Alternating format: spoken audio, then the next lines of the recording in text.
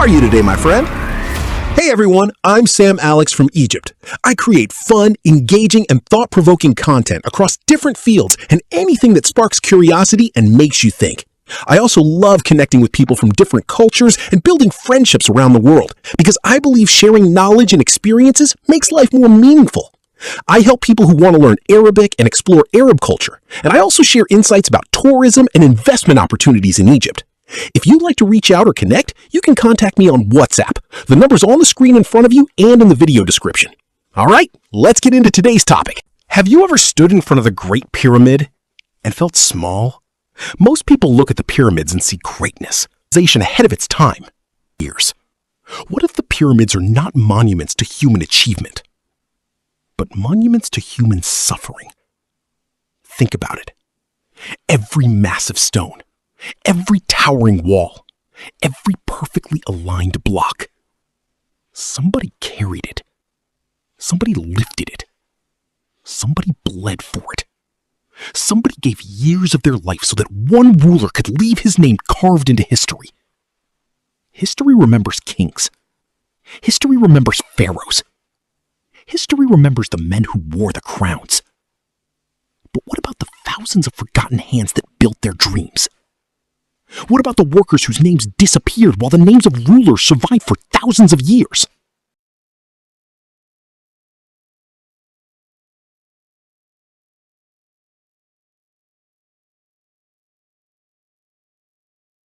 Every empire begins with a story repeated so many times that people stop questioning it. The ruler is chosen. The ruler is special. The ruler is different. And therefore, the ruler deserves more. More land, more wealth, more power, more obedience. History calls this leadership, but sometimes it looks a lot like control. Because before a king can build a monument, he must first build a belief that his dream matters more than everyone else's. The Great Pyramid wasn't built in a day, or a year, or even a decade. It consumed generations, thousands of workers, millions of stones, countless hours beneath a burning sun. Today, we see a pyramid. But what if we looked deeper? What if every stone represented a day stolen from someone's life? Suddenly, the pyramid becomes something else. Not a structure, a sacrifice. History remembers names like Khufu. But what about the man who cut the stone? The man who pulled it? The woman who waited for him to return home? The child who never understood why his father was always exhausted? Their names vanished. Yet without them, the pyramid would never exist. Power has always loved taking credit. Why build something this large? The answer was simple. Fear. The fear of being forgotten. Every ruler eventually discovers a painful truth. Power dies. Wealth disappears. Kingdoms collapse. But monuments remain. The pyramid was not built for the dead. It was built against death itself. No ruler lifts millions of stones alone. He needs something more powerful than muscles. He needs obedience. The ability to convince thousands of people that sacrifice is necessary, that suffering is noble, that their hardship serves a greater purpose. And once people believe that, anything becomes possible. The moment a ruler convinces people that he is more than a man, he gains something greater than an army, greater than gold, and greater than fear itself. He gains belief. And throughout ancient Egypt, the pharaoh was not merely presented as a king who governed the people, but as a divine being whose authority came from the heavens, whose words carried sacred weight, and whose existence was woven into the order of the universe itself. Because when people believe that challenging a ruler means challenging the gods, obedience becomes easier than resistance. Every civilization is built on stone and stories, but stories often prove stronger than stone because stones can break while beliefs can survive for thousands of years. And rulers throughout history understood that controlling what people believe is often more powerful than controlling what people own, which is why myths, ceremonies, symbols, and sacred traditions became invisible tools that help transform ordinary authority into unquestioned power. Belief can inspire greatness, but it can also demand sacrifice. And whenever people become convinced that a higher purpose justifies their suffering, extraordinary things can be built. Yet, behind every grand achievement, there are often countless individuals whose struggles disappear beneath the glory of the final result. Because history tends to celebrate what was created more than it remembers what was required to create it. When visitors stand before the pyramids, they usually see geometry, engineering, and ambition, yet they rarely imagine the thousands of lives moving behind the construction itself, the workers carrying stones, the craftsmen shaping blocks, the families waiting at home, and the generations whose daily labor became part of a monument that would outlive them all. Because monuments often preserve the dreams of rulers while erasing the faces of those who made those dreams possible.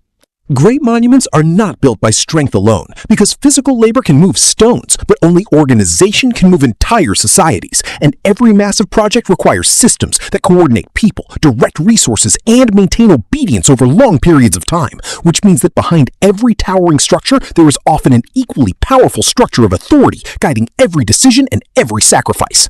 Perhaps the greatest fear of every ruler is not defeat, but disappearance, because power ends, wealth fades, armies vanish, and kingdoms collapse. Yet monuments offer something different, the possibility of surviving beyond death itself.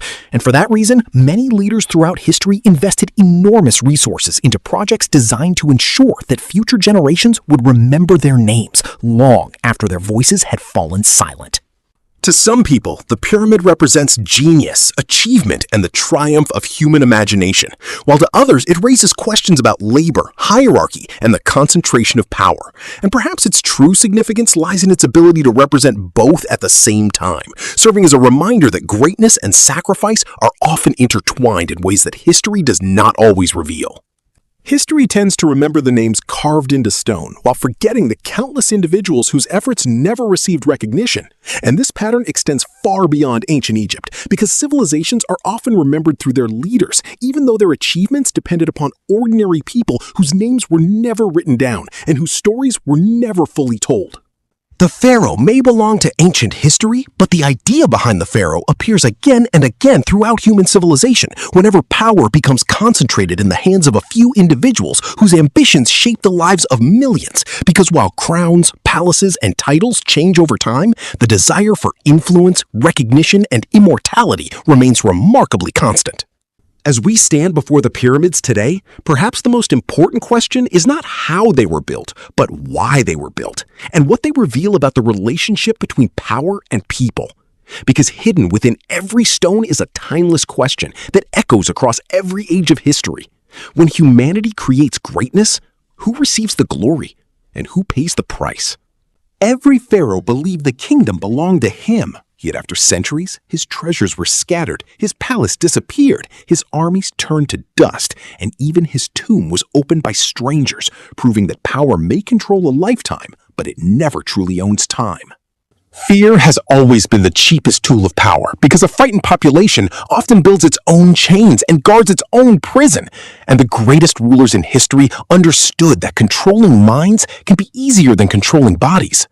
The world admires the stones at the top of the pyramid, but rarely thinks about the thousands standing beneath them. And perhaps this is the oldest habit in history, where people celebrate the result while forgetting the hands that made it possible. Throughout history, ordinary people accepted hardship in exchange for promises of order, protection, prosperity, or eternity. And whether those promises were fulfilled remains one of the most important questions every generation must ask. Power changes its clothing but rarely changes its nature, because whether it wears a golden crown, a military uniform, an expensive suit, or controls a digital empire, its greatest desire remains the same, which is to be obeyed, remembered, and protected. The real purpose of every monument is not to impress the people living today, but to speak to people who have not yet been born, because every ruler dreams of reaching beyond death and whispering his name into the future. History books are filled with kings, generals, and emperors, yet civilization was actually built by farmers, laborers, craftsmen, and mothers whose names disappeared, even though their sacrifices carried entire nations on their shoulders. The higher a ruler climbs, the more he fears falling, and perhaps that is why so many sought immortality, because behind every image of greatness, there is often a hidden fear of becoming forgotten. The last pharaoh did not die in ancient Egypt because the pharaoh is not a person, but an idea, and ideas survive long after the people who created them are gone. As the pyramids continue standing beneath the same sky that watched their construction thousands of years ago, they leave us with one final question that echoes across every civilization and every age. If greatness demands the suffering of many for the glory of a few, is it truly greatness? Or simply power wearing the mask of greatness?